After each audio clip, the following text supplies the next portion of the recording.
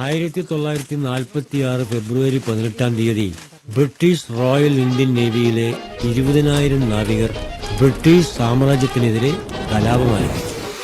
വിപ്ലവത്തിൽ പങ്കെടുത്ത നാവികരെ സേനയിൽ നിന്നും പിരിച്ചുവിട്ടു. അവരിൽ 2 പേർ കൊച്ചിയിൽ കപ്പലിറങ്ങി. സഖാവ് അലോഷി, സഖാവ് പി.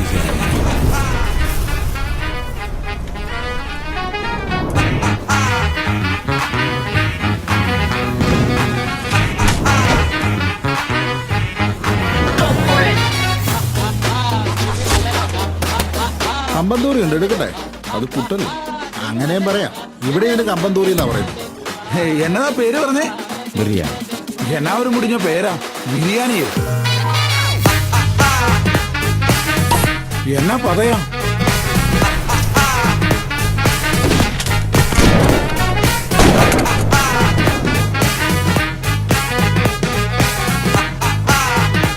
ഇനി തമിഴന്മാരെ വിട്ടേക്ക്.